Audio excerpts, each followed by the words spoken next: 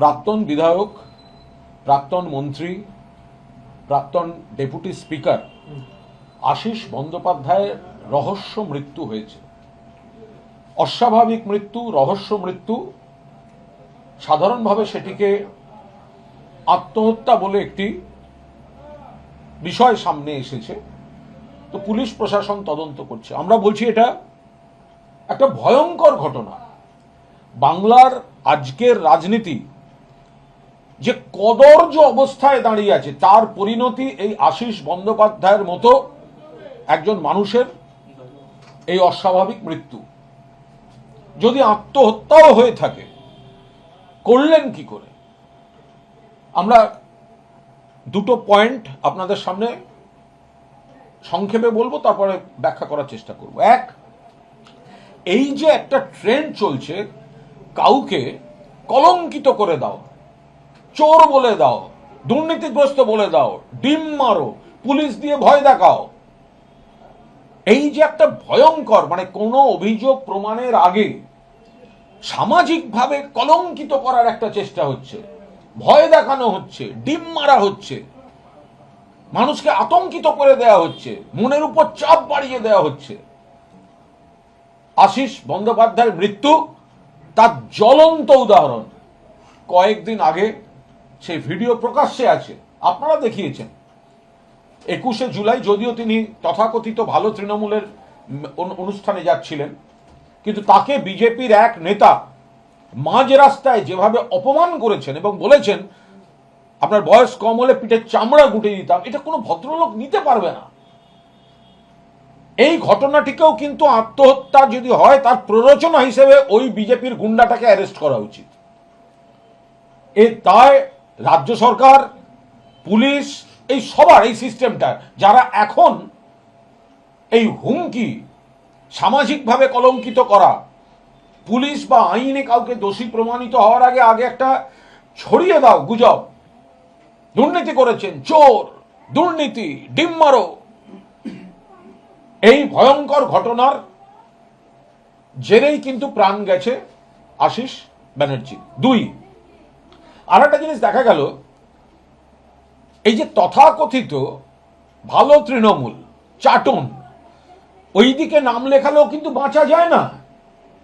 আজকে যেভাবে 21শে জুলাই এই চাটনদের সভার দিকে যাচ্ছিলেন আশিস ব্যানার্জি, তো তাকে যেভাবে অপমান করা হয়েছে, অপদস্থ করা হয়েছে, কেউ তো প্রতিবাদ করেনি, ওদের নেতারা তো এসে পাশে দাঁড়ায়নি।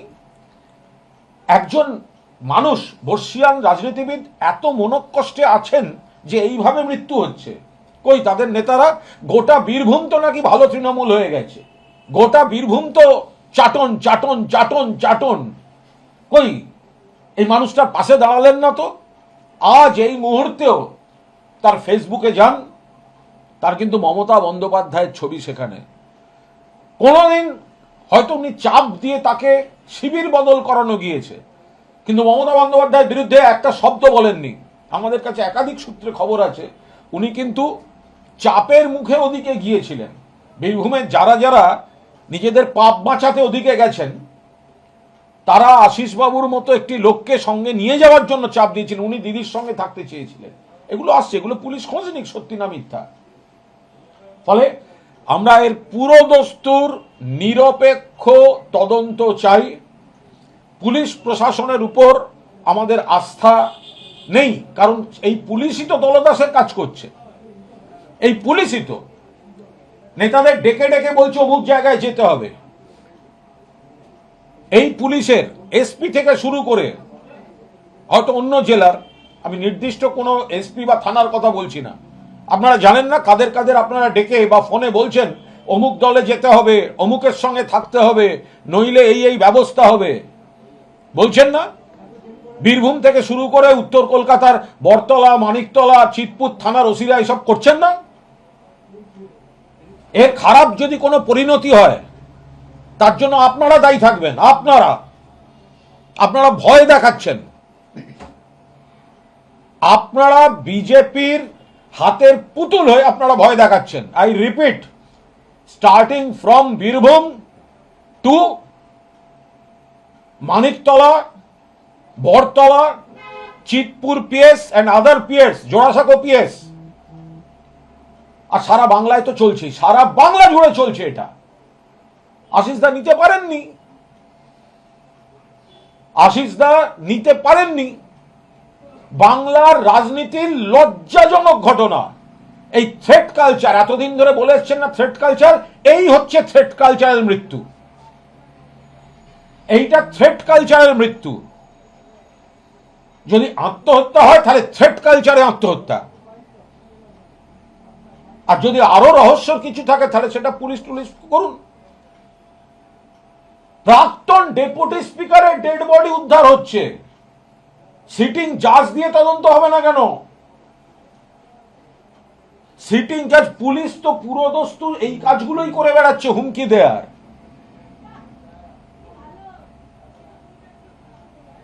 একের পর এক নারী নির্যাতনের অভিযোগ আসছে, একের পর এক তোলাবাজির অভিযোগ আসছে, একের পর এক অমুকের অভিযোগ আসছে। পুলিশের প্রায়োরিটি হচ্ছে তৃণমূল নেতাদের হুমকি দাও যাতে মমতা বন্দ্যোপাধ্যায়ের টিম না করেন। থ্রেট কালচারে প্রাণ গিয়েছে আশিস ব্যানার্জির। বাংলার রাজনীতির চরম লজ্জাজনক ঘটনা। পুরোদস্তুর নিরপেক্ষ তদন্ত চাই, পুলিশ দিয়ে এই তদন্ত হওয়া সম্ভব নয়। একজন লোক তার কতটা আরতি, সুইসাইড নোট বলে যে লেখাটি সামনে এসছে, নিশ্চয়ই ফরেন্সিকের পর বোঝা যাবে ওটাই সুইসাইড নোট কি নোট নয়, যদি ওটাকে ধরেও নি, তার কি আরতি আমি করিনি। আর তাকে একটা সোশ্যালি মেলাইন করে দেওয়া হচ্ছে।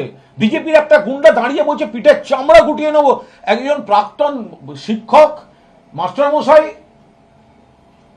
তাকে প্রকাশ্য রাস্তায়, আমি চমকে গেছি। আপনাদের একটি চ্যানেলের ওখানকার রিপোর্টার পোস্ট করেছেন যে সেই সাংবাদিক তিনি অপরাধ বোধে ভুগছেন, কারণ তিনি একটা প্রশ্ন করার জন্য আশিসবাবুকে দাঁড় করিয়েছিলেন, সেই সময় বিজেপির গুন্ডাটা এসে অসভ্যতা করেছিল। প্রকাশ্যে পোস্ট করেছে আজকে 24 ঘন্টার সাংবাদিক, যদিও 24 ঘন্টা সেটা দেখাতে পারবে না। তো এই যে থ্রেট কালচার, একটা মানুষকে ভেতর থেকে শেষ করে দেয়া, ধরে আনো, চোর চোর, পুলিশ যে কোনো একটা মামলা দিয়া অ্যারেস্ট, আর থানার মধ্যে ঢুকেই প্রায় ডিম মারছে, ভিডিও উঠছে, গালাগালি দিচ্ছে, ভিডিও আসছে, চোর, ভিডিও উঠছে, তাকে সোশ্যালি মেলাইন করে দাও। এই নতুন স্টাইলটা কিন্তু বিজেপি নেতা আপনারা চালু করলেন। বিজেপি নেতা এবং সরকারের যারা মাথায় বসে আছেন আপনারা চালু করলেন। এক মাঘে শীত কিন্তু যাবে না, বাংলায় প্রবাদ আছে, এটাকে থামিয়ে দিন। এটা বাংলা সংস্কৃতির জন্য ভালো নয়। আমরা কেউ এই কালচার সমর্থন করছি না। আশিস ব্যানার্জির মৃত্যু থ্রেট কালচারে। আশিস ব্যানার্জিকে জোর করে চাপ দিয়ে বাধ্য করে মমতাদির থেকে দূরত্ব তৈরি করিয়ে রাখা হয়েছিল। তার ফেসবুক স্ট্যাটাসটাও আজকে তার প্রমাণ, মানে ওর প্রোফাইল বা ওর পেজের যে ছবি টবি আছে, পোস্টগুলো দেখলেই বুঝবেন একটাও মমতা ব্যানার্জি বিরোধী কিছু নেই, উল্টে মমতা ব্যানার্জি অভিষেক ব্যানার্জির ছবি রয়েছে। সেই জায়গায় দাঁড়িয়ে আমরা এর সর্বভারতীয় তৃণমূল কংগ্রেস আমরা এই মৃত্যু শোক প্রকাশ করছি, উদ্বেগ প্রকাশ করছি, দায়ী করছি বিজেপি পুলিশ এবং বিজেপির দালাল চাটনদের, যারা 5-6টা 7-8টা বেঈমান গদ্দার নিজেদের ধান্দায় বিজেপির জুতো চাটতে গিয়ে বাকি অনেককে বিপদে ফেলছে। তাদের অন্য কোনো কাজ নেই, তাদের কাজ হচ্ছে বিজেপির সুতোয় সাড়া দিয়ে সুতোর টানে নাচছে, আর তৃণমূলকে কি করে ভাঙা যায়। এইভাবে হবে না। যারা ওই শিবিরে চাপে আছেন তারা ভেবে দেখবেন, এই লড়াইতে বাঁচতে গেলে মাথা উঁচু করে লড়তে হবে, মমতা বন্দ্যোপাধ্যায়ের নেতৃত্বে লড়তে হবে। নইলে আশিস বন্দ্যোপাধ্যায়ের যে থ্রেট কালচারে শিকার হয়েছে, ভগবান না করুন আজ নইলে কাল আরো কারুর উপর এই ধরনের মানসিক চাপ তৈরি হয়ে যাবে, ওরাই করে দেবে, আর ওদের কোনো নেতা তখন তার পাশে দাঁড়াতে যাচ্ছে না। আশিস বাবুর মধ্যে যদি এতখানি যন্ত্রণা থাকে, পাশে তো কাউকে দাঁড়াতে দেখা যায়নি ওদের টিমের। যখন হুমকি দিয়েছে মেরে পিঠে চামড়া তুলে দেবো, কই একবারও তো চাটন বলেনি। মেরুদণ্ড বিক্রি করে দিয়েছে বিজেপির কাছে, জুতো চাটছে ওখানে। একবারও তো দাবি করেনি ওই ভদ্রলোক আমাদের শিবিরে আছেন, যে লোকটা ওকে পিঠে চামড়া গুটিয়ে দেওয়া বলেছে তাকে অ্যারেস্ট করতে হবে বলেছে? একটা ভিডিও দেখাতে পারবেন কেউ? একটা স্টেটমেন্ট দেখাতে পারবেন কেউ যে ওখানে গিয়ে বিজেপির ওই গুন্ডাটাকে অ্যারেস্টের দাবি তুলেছে ওই তথাকথিত চ্যাটন ক্যাম্প? যারা জুতো পরে জাতীয় পতাকা তোলে তাদের কাছ থেকে আপনি কি আশা করেন? আশিস বাবুর মতো একটি লোককে মানসিক চাপ দিয়ে যন্ত্রণায় ফেলে একটা অস্বাভাবিক মৃত্যুর দিকে ঠেলে দেওয়া হলো। পাঁচজনের প্রতি আপনি যে বললেন যে কেউ থাকেনি, এখনই মাত্র জানালো ঋতব্রত বন্দ্যোপাধ্যায়, আক্রোশ স্নেহাশিস চক্রবর্তী, নরেন্দ্রনাথ চক্রবর্তী, ঋষি দত্ত, 5 জনের প্রতিনিধি দল এখন আশিস ব্যানার্জির বাড়ি যাচ্ছে রামপুরহাটে। এবং এখন গিয়ে কি করবেন? যখন হামলাটা হয়েছিল, যখন তাকে মারবে বলেছিল তখন যায়নি কেন? এখন কি করতে যাচ্ছেন? এখন গিয়ে ওনার লাভটা কি? তো লোক দেখানি। এখন গিয়ে কি করবে? যখন যদি উনি ওনাদের টিমে ছিলেন, যখন ওকে অত্যাচার করা হলো, হামলা করা হলো, এখন কেন যাচ্ছেন? তাই যদি হয় তাহলে চাটন ঋত আগে বালুরঘাটে সেই মাইটির বাড়িতে যাক যে ঋতর বিরুদ্ধে ধর্ষণের মামলা করেছিল, তারও নাকি অস্বাভাবিক মৃত্যু হয়েছে বলে খবর আসছে। তার বাড়িতে আগে ঋতব্রত যাক। ঋতব্রত বন্দ্যোপাধ্যায়, চাটন ঋত, বালিশ চাটা ঋত, ধান্দাবাজ ঋত, তার বিরুদ্ধে ধর্ষণের মামলা যে মেয়েটি করেছিলেন, যার বিরুদ্ধে সিআইডি চলছিল, যার উপরে দাঁড়িয়ে, সেই মেয়েটির অস্বাভাবিক মৃত্যুর অভিযোগ আছে। সিপিএম এর শতরূপ সেদিন বললো, ওদের সঙ্গে আমাদের অনেক মত পার্থক্য সিপিএম এর, বাট অস্বাভাবিক মৃত্যু তো যা কৃত বালুরঘাটে সেই বাড়িতে সেই মেয়েটির অস্বাভাবিক মৃত্যু হলো কেন? আমরা তো বলছি তারও তদন্ত চাই। আশিস বন্দ্যোপাধ্যায়ের বাড়িতে যাচ্ছে কেন? অস্বাভাবিক মৃত্যু হলে নম্রতা দত্তর বাড়িতেও যাক, বালুরঘাট থানায় যাক, কেন যাবে না সেখানে? ঋতর বিরুদ্ধে অভিযোগকারিনীর রহস্য মৃত্যু হয়েছে, অস্বাভাবিক মৃত্যু হয়েছিল বলে অভিযোগ, তাহলে সেখানে যাচ্ছে না কেন ঋত? এখানে কোনো দায়িত্ব পালন করেনি, এখন মুখে চুনকালি পড়েছে সেই জন্য যাচ্ছে। আর সঙ্গে কারা যাচ্ছে? যারা নিজেদের এলাকায় ঢুকে কাজ করতে পারছে না, তাদের মধ্যে একজনের বিরুদ্ধে কৃষক কোঅপারেটিভের টাকা নেওয়ার অভিযোগ আছে, সেসবগুলো তো তদন্ত হওয়া উচিত। সুইসাইড নোট সামনে এসেছে, সেখানে ছত্রে বেশ কিছু অভিযোগ আনা হয়েছে এবং বলা হচ্ছে যে রাজনীতিতে তিনি আসাটাই তার ভুল হয়েছে। এই মেলাইন করা হয়েছে, বলছে টিআরডিএ তে জেনারেল মিটিং ছাড়া তিনি কোনো দায়িত্বে ছিলেন না। আমি তো আবার বলছি সেটা, যে ব্যক্তি কোনো অপরাধ করেননি তাকে যদি চোর চোর চোর চোর এইটা চাপিয়ে দেওয়া হয় তো তিনি নাজেহাল হয়ে যাচ্ছেন। একটা ভদ্রলোক, তিনি মানসিক চাপটা নিতে পারেননি। আমি তো একটু আগেই বললাম যে সুইসাইড নোটের ছত্রে ছত্রে যে আরতিটা, আকুতিটা বেরিয়ে এসছে, যে উনি দুর্নীতি করেননি, উনি আর কিভাবে প্রমাণ করবেন? একটা লোক মৃত্যুর মধ্যে দিয়ে সুইসাইড নোটে লিখে যাচ্ছে, অথচ দেখলেই চোর, ডিম, পিঠের চামড়া তুলে দেবো, এই তো হয়ে যাচ্ছে। আর তার দলের নেতারা, যাদের ভরসায় তিনি নাকি ভালো তৃণমূলে গেছিলেন, তারা একজনের প্রতিবাদ করেনি, পাশে দাঁড়ায়নি। এবং বিজেপির যে গুন্ডাটা ওকে হুমকি দিয়েছিল তাকে অ্যারেস্টের কোনো দাবি এই চাটন, নির্লজ্জ, বেহায়া, দলবদলু, বেঈমান, অকৃতজ্ঞ মির্জাফর, বিভীষণ এরা তোলেনি। আপনি কি মনে করছেন যেভাবে আশিস বন্দ্যোপাধ্যায়ের এই মর্মান্তিক ঘটনা ঘটেছে এবং যেভাবে এখন আমাদের রাজ্যে ডিম ছোড়া কালচার বা বিভিন্ন রকম দাগিয়ে দেওয়া কালচার, এই পরিণতি আরো অনেকের হয়ে যেতে পারে? এটা আশিস ব্যানার্জির মৃত্যু, আশিস ব্যানার্জি থ্রেট কালচারের শিকার। আশিস ব্যানার্জি থ্রেট কালচারের শিকার, যে কালচারটা বিজেপি এই রাজ্যে একটা লজ্জাজনক পরিস্থিতি তৈরি করে দিয়েছে। কাউকে একটা দাগিয়ে দেওয়া হচ্ছে, তথ্য নেই, প্রমাণ নেই, আগে দাগিয়ে দাও, চোর, দুর্নীতি করেছে। তাকে ডিম মারো, তাকে ধাক্কাধাক্কি করো, তাকে হেনস্থা করো, তাকে পুলিশ দিয়ে ডাকো। নির্মল ঘোষকে আমি সমর্থন করছি না, ডিফেন্ডও করছি না, কিন্তু একটা 80 বছর বয়সী লোককে যে অভিযোগ দিয়ে এত মিডিয়া হাইপ করে দিয়ে তাকে ধরে আনা হলো, যদিও সেই মামলায় একদিনের মধ্যে তার জামিন হয়েছে বলে খবর, আমরা চেক করছি, অন্য মামলায় আটকে রাখতে হয়েছে। কিন্তু সেখানে একটা 80 বছর বয়সী লোককে যেভাবে অর্গানাইজড হয়েতে সরকারি প্রেমিসেসের মধ্যে পুলিশ কাস্টাডিতে থাকা অবস্থায় ডিম মারা হয়েছে, গায়ে হাত দেওয়া হয়েছে, সে ভদ্রলোকের যদি ওখানে ভালো মন্দ কিছু হয়ে যেত, কেউ দোষ করে থাকলে 100 বার তার এগেনস্টে আইনি ব্যবস্থা নিক, পুলিশ কোর্ট যা যা করার করুক।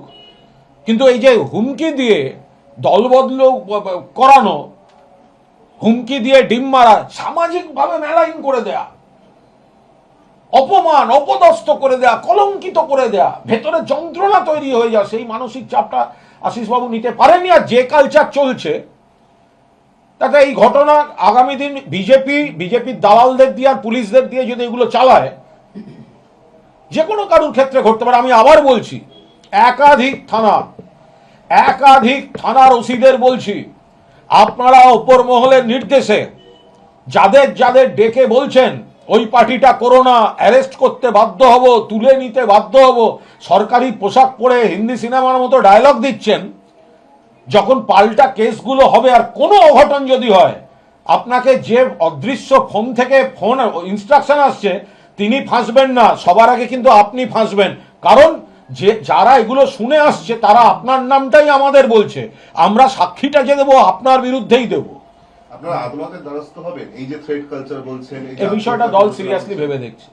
মহোদয়, অলরেডি বলা হয়েছে, ডিম মারা তো বারণ করেছেন, কোর্টও বারণ করেছে, তারপরে হচ্ছে কি করে? কিন্তু কন্টেম্পট অফ কোর্ট হবে। কোর্ট তো বলেছে এটা কি করে হতে পারে, এটা কোর্ট তো থামাতে বলেছে, থামানোর দায়িত্ব তো রাজ্য সরকার আর পুলিশের। পুলিশ তো সাজিয়ে দিচ্ছে।